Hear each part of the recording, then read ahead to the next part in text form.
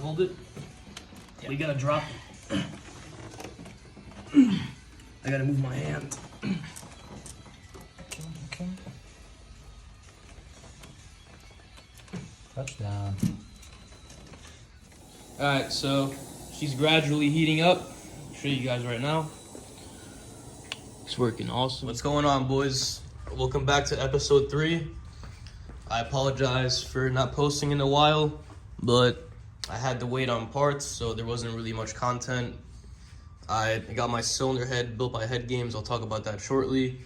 And as you can see here, I'm going top mount. I ditched that bottom mount Speedtech manifold for many reasons. This is just easier to maintain. I was able to install the cylinder head with the exhaust manifold still attached to it. And yeah, it should flow better, should sound nuts. The turbo right here with the T51R mod. I installed the cylinder head yesterday, and the oil feed line with shout out Jack Fab's oil feed fitting. Shout out Daquan, he sent me a little modified stock turbo drain fitting with a -10 AN bung welded to it. Also shout out JP Works, he hooked me up with this nice tubular kit, nice hot parts kit here, downpipe, dump tubes. We got 2 brand new tile wastegates, 38mm. Thanks to Penguin Garage for taking care of me on these. Yeah, we're just putting it together now. I got 2, 4, 6 head studs in right now just to hold it in place. I'm gonna continue putting the head studs in. Alright, so as I already mentioned, the cylinder head is built by Head Games. It's got their pocket port and GSC springs and retainers. It's like a little custom B58 S58 spring kit that Dave over there made work for the N54. I'm not sure if anyone else is on these, but it's the best stuff you can put in this engine. Stock valves, didn't really see point in upgrading those. And yeah, they decked it, cleaned it. So as far as the ARP washers, you apply lube to one side, the other side's dry, and the side of the cylinder head that this washer is going to be seated on is also dry. I lubed all the threads of the studs, and you also lube the underside of the washer, of the nut, I'm sorry, so it spins freely on the lube side of the washer. This is what the nuts look like. Focus. Lube on the underside and lube in the threads. I still need to bottom out the studs, but I'm not going down all the way on them, just because that's what I've done in the past, and I think that's why it's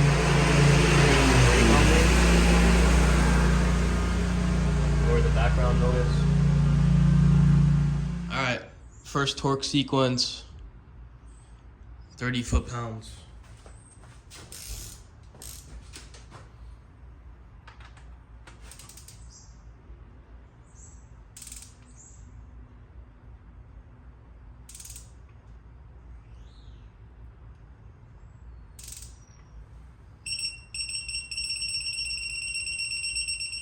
$60 foot-pounds now.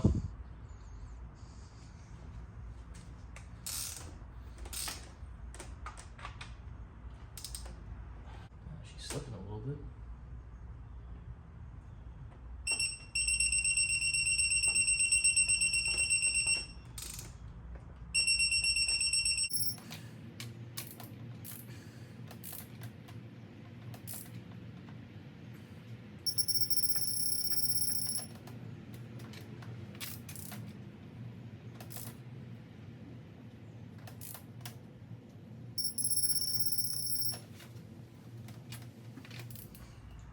Alright, so they're all currently torqued to 60 foot-pounds right now. My goal is to torque them all to 85. Hopefully no bullshit happens and I don't break another head stud, because if I do, I'm gonna be pretty upset. So yeah. Alright, well, here goes nothing. Wish me luck. I let it sit at 60 foot-pounds for a few minutes just for it to settle a little bit. If that makes any difference, I don't know.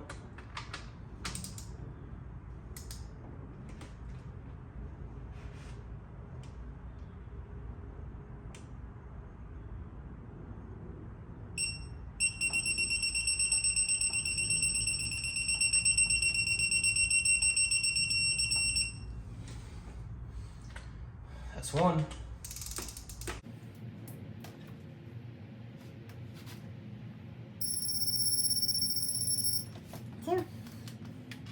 Alright guys, so the head's all torqued, 85 foot-pounds, but I do want to heat cycle it, so to save me time later, and to not have to pull the cams out after driving it to retorque, I'm heat cycling it here.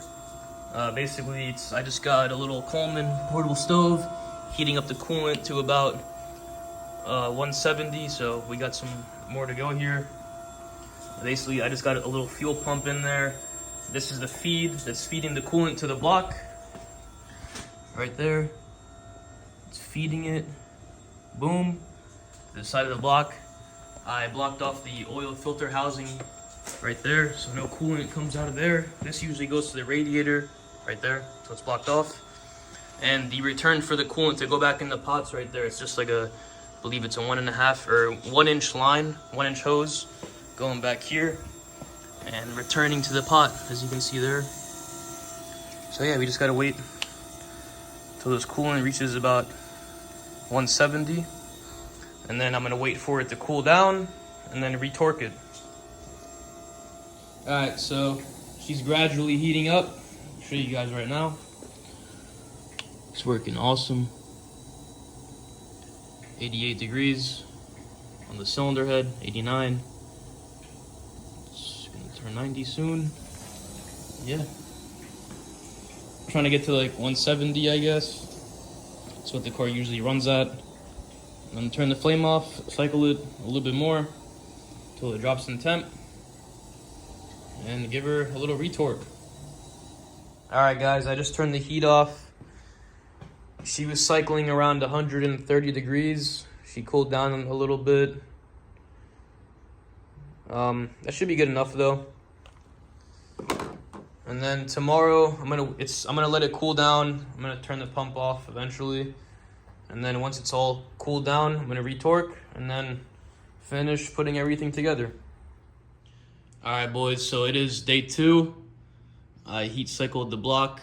Now we're gonna retorque her at 85 foot-pounds. See if it loosened up at all. See if putting heat in it made a difference. So I'm gonna start right here.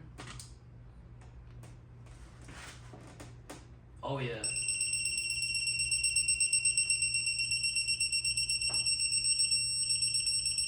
For sure. Definitely loosened up. Loosened up about 10 foot-pounds.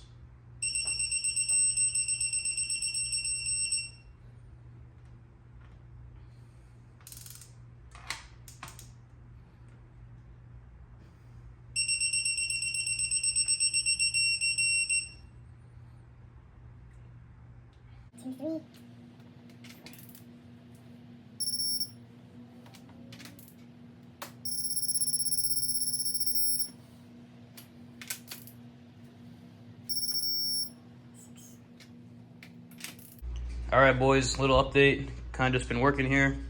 Not really filming much, but we got the EGT sensors in. I routed the coolant line for the 335D tank. As you can see there. Goes over there, down below, zip tied to that. This is also relocated right there, boom. Motor's all timed, cams are tight. Solenoids are in, cam sensors. My little breather. Yeah, I'm about to put the valve cover on. I just cleaned it. It's over here.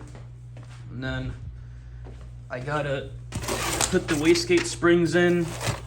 Probably gonna put 14-pound springs in each.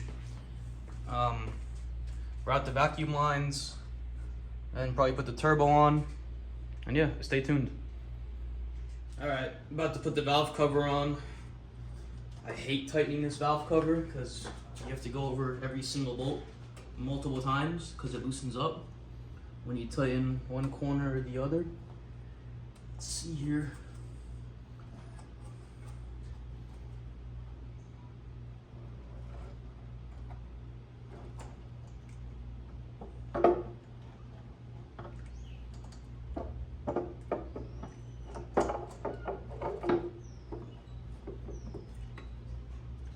Alright, I think we're all seated. Good. Good right there. Gasket isn't flipped anywhere. It's nice and seated. Alright. I'm gonna put all the bolts in. Alright guys, so I came across an issue that's gonna be delaying the build. Ignore this mess for now, I'm gonna tell you about that shortly.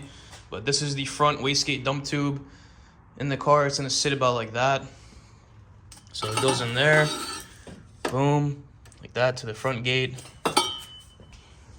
And it's supposed to be dumping next to the block over there, next to the oil pan. So like around there. Let's see if I can show you.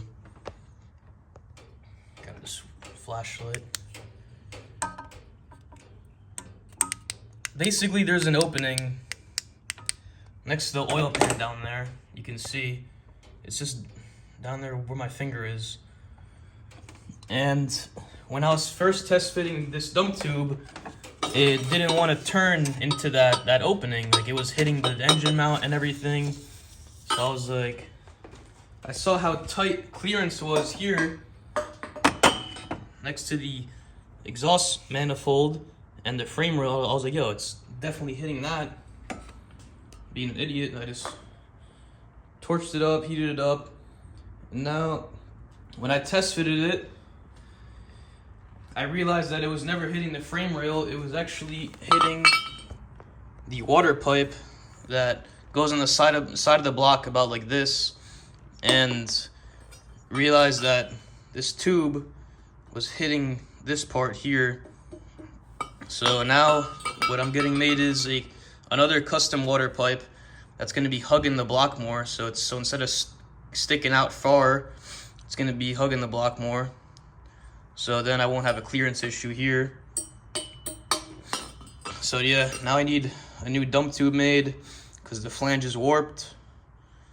You can probably see it there. And I need a new water pipe. And I still need to have a charge pipe made for the turbo that goes to the intercooler there. I got this charge pipe here, but this isn't gonna work without modification. Yeah, slowly but surely, we'll get there, boys. So until I get those parts in, that's gonna be it for this video.